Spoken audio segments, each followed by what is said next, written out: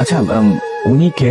উনি আমার বড় আপা, সবার সামনে আসতে লজ্জা পাই তো, এই জন্য আসছে না। আচ্ছা বাসায় আজকে এত বড় একটা আয়োজন, আপনি এরকম পুরান শাড়ি পরে কেন আছেন?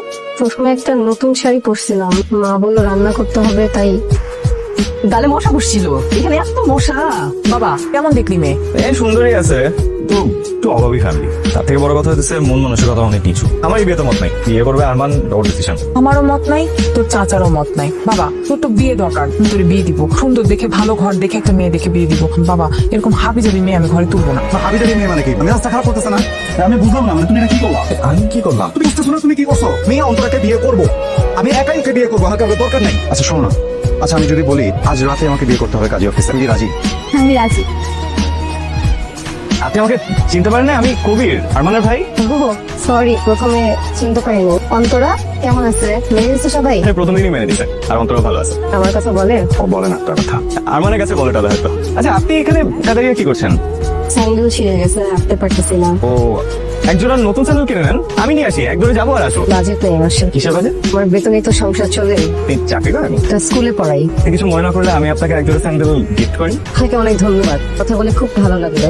আই রিক্সা, হ্যাঁ বলতে তো জিজ্ঞেস করতে, তুমি ওনার কথা জিজ্ঞেস করো নাকি? আপনি কি বললেন? আমি সত্যি কথাই বলছি, যে তুমি ওনার কথা একবারও জিজ্ঞেস করো না। আপনি এরকম কেন বলেন তো? আমি কেমন সত্যি কথা বললে কি দোষ হয়ে যায় নাকি? শোনো, সত্যি কথা যদি বলতো এই দেশের মানুষ, তাহলে দেশের এই অবস্থা হতো। আচ্ছা মেয়ে এতটা ধৈর্যশীল কেমনে হয়?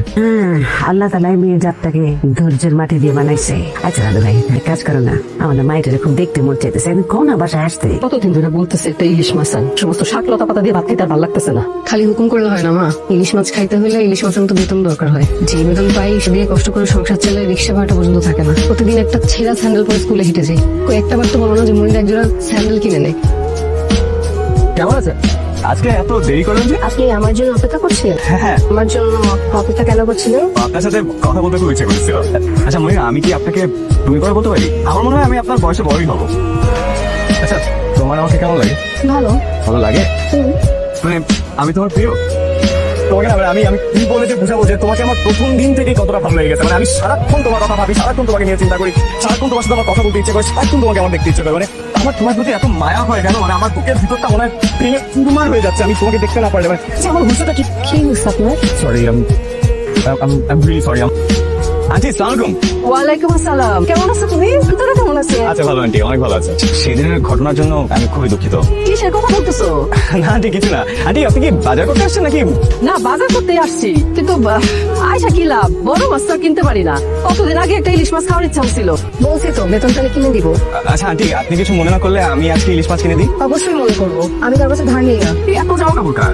কার আবার? আমাদের। ও শোনো, শুক্রবার দিন মা আসবে, মাকে শাড়ি দুটো দিয়ে দিবো, ঠিক আছে? মনিরার জন্য কিছু কিনে দেবো? না আসলে আপার অন্যের পছন্দ করা জিনিস পছন্দ হয় না, এই সময় ভাবলাম কিনে শুধু শুধু টাকা নষ্ট করার কি দরকার। আপার ঢং তো আমার জানা আছে, তাই আর কিনে নিয়ে। তোমাদের সমস্যা কি তোরা?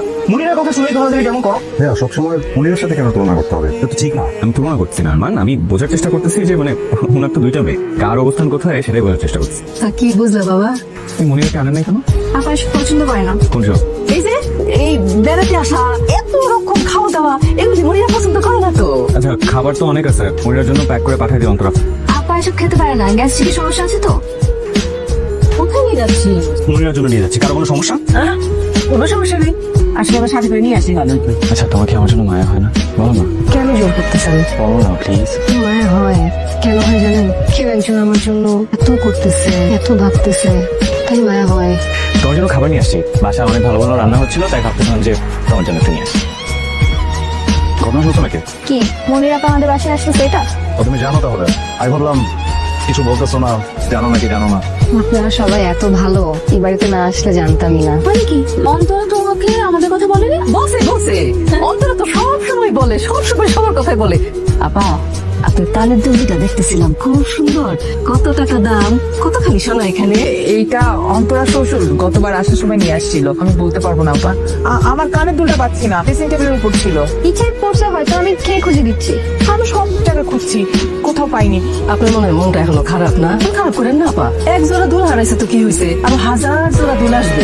না আসলে এই বাড়িতে এরকম তো কখনো হয়নি, এমন একটা দিনে ঘটনাটা ঘটলো, আমার তো খুবই খারাপ লাগতেছে। কোনো সমস্যা নাই, আমাদের সাথে তো একটাই ব্যাগ, ব্যাগটা যদি খুলে দেখাই দিতে পারি তাহলে মনে করেন আপনারাও সবাই ক্লিয়ার থাকলেন, আমার মনেও শান্তি পাইলাম। ধন্যবাদ, থাক। মনিরা কি করছিস? এটা তো আমার দুলটা। নতুন ভিডিও পেতে ফলো দিয়ে পাশে থাকুন। ধন্যবাদ।